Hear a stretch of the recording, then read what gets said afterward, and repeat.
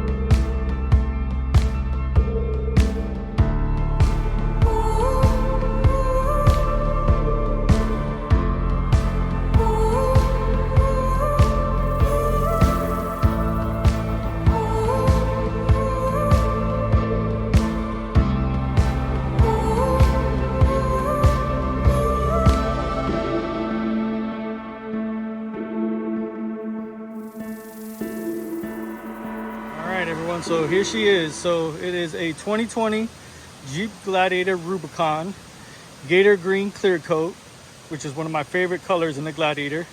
It looks freaking amazing. I just picked it up about a week ago, and as you can see, it's pretty built out already. So I'm gonna kind of go give a rundown of everything that I kind of know that's on it. I still keep finding new stuff, but it's pretty well built out, which I'm really happy about. So again, it's a 2020 and it had 8,700 miles on it when I bought it. Again, I bought it about a week ago. I think it just turned 8,900. So still no miles, really low for the year, which is awesome. Starting on the front here. So it has a poison spider front bumper, which this bumper I think looks amazing. Like if I was gonna build this myself, I probably would have picked the same bumper. Nice and stubby. Has a nice little bull bar, and the lines are very clean.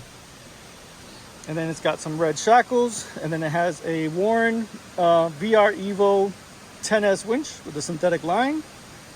It's got the standard hook on it right now, but I'll probably end up switching that out for something factor 55 or something like that probably.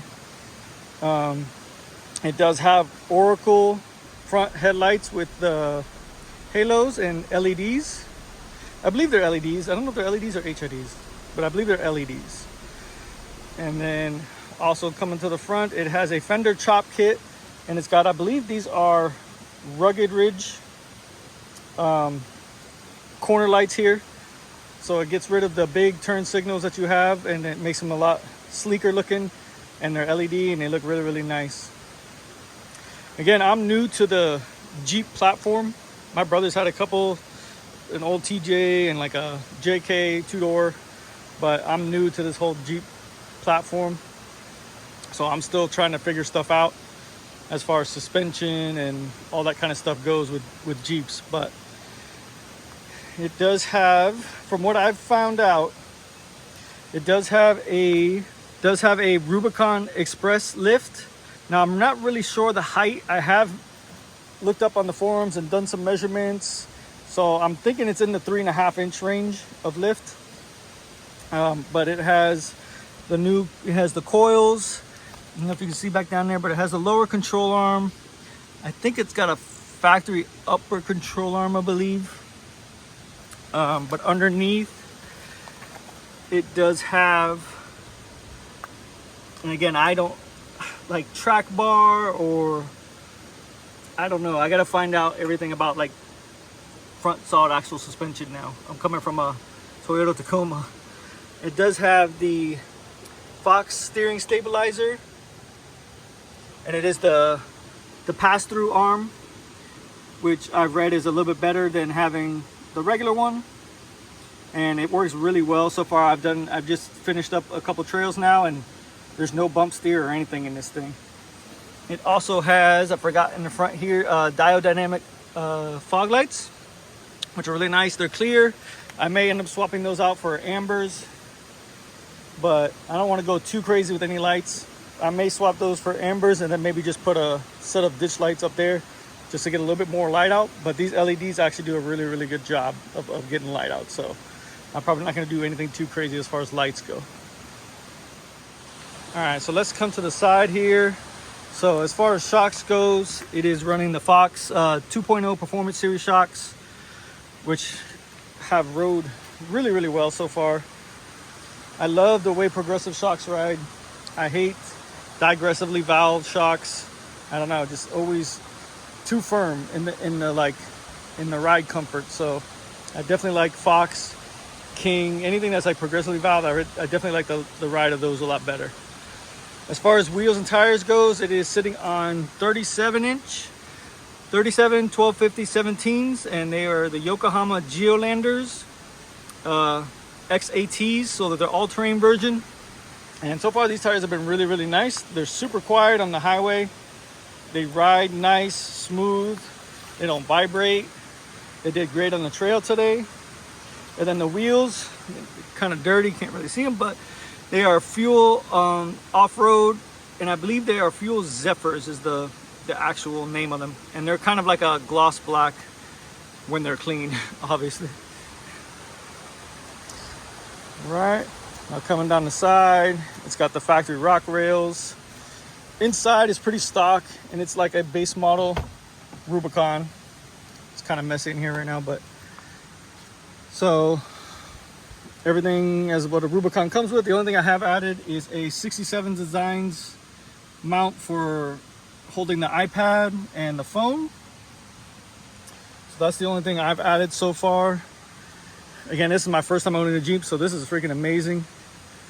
I never thought it was such a big deal, but like actually going down these trails on a nice day with the top off is super, super nice. So let's get to the back here. And again, in the back, it is running the Fox shocks in the back. Same wheels and tires. And then on the back here, we have, I believe it is, let me read the name on the back here. It's a JCR. So JCR, and it's like a mid-height bed rack. I'd say it's probably about a 12-inch bed rack. And this, again, all this came on the actual truck. I haven't put anything except for that 67's design foam mount on here. So it came with the roto packs. So it's got two roto packs. It's got the water ones. It's got some traction boards on this side, and they're just some cheap Amazon traction boards, but it's always good to have. And then he did throw on this Yakima basket, and it's basically just held on by a bunch of tie wraps all the way around, but it is freaking like, it's on there. I can move the whole truck just shaking it. But eventually I'll take that down depending on what I do for a camping setup. In the rear, it does also have the Oracle rear brake lights, which look amazing. Way better than the factory ones. The factory ones kind of hang out very far. And I've seen a lot of people say that they've bumped them or hit them on the trails, which is kind of nuts. Mine does have the factory tow package, which is nice because I believe it comes with a larger alternator and better cooling. So probably like a transmission cooler or something like that added to it. And then as far as that goes, as far as the rear goes, it's got rear, again, I'm not sure what it is, maybe track bar. I'm not sure what all the names of the bars are, but track bar on there. Oh, I forgot, it does have a Borla exhaust system on it also, which sounds pretty good. I was kind of skeptical when I first heard it because I could hear that it kind of had an exhaust, and you can only kind of hear it when you just take off. So cruising on the highway, you can't barely hear it. It doesn't drone. You only hear it kind of just right on takeoff, which is really nice, and it does a nice little like growl. So I'm really happy with that. If it was loud, I probably would already have taken it off. I don't really like to have a loud exhaust on trucks or cars anymore. What I also just found out recently is that the truck has a taser, and that's like the tuner in there. So it's a taser. I'm not sure if it's the JL or the Mini, but I've gone through all the settings to kind of look and see how they have it all programmed. And because when I was first driving down the street, I was surprised when I saw that the speedometer, everything was correct, which was crazy. So I'm driving on 37's and the speedo is dead on, and I knew it must have been either reprogrammed or something. But it also has 513 gears in it. So it has been re-geared for the 37s, the 513s, which to me, I haven't rode in the stock one. So some people say 410s are okay with the 37s.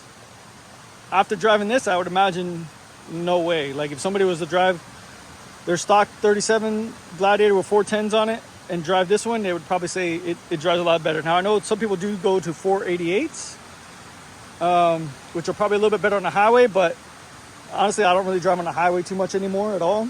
And when I do, I don't go above 70.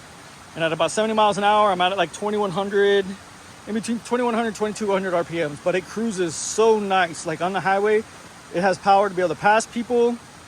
It has power to maintain speed when it's re-geared. All that stuff was like lacking on the Tacoma. So I was really, really happy about that.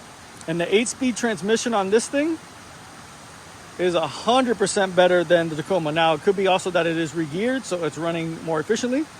But the transmission on this thing is a lot smoother, and it doesn't hump for gears at all. Now, it may if you throw on 37s and you're on the stock 410s, but as it currently sits, it rides amazing, whether you're going through the city or on the highway. Now, the only other thing I have gotten for it was I just recently went and picked up a spare. And so I bought a Kenda Cleaver RT, and I bought it in the 37 to have it as a spare. I love these tires, so I had these on my Tacoma, and these tires are really, really great. So very aggressive tread pattern, very aggressive sidewall. And this was actually the cheapest tire I could find in the 37, and it's available at Walmart. So you can always get them a lot of times at Walmart. So my next tires that I swap out on these after these kind of wear down would be probably these in a 37. Now I did put it up next to my stock, or next to the tires that are currently on here. And I will say that the Yokohamas are wider. Now I don't know if the Kendas just run narrower, but I would say the Kendas are a tiny bit taller, but a little bit narrower. But it's good to have the spare anyway. So I'll probably end up switching to the Kendas when I redo my tires.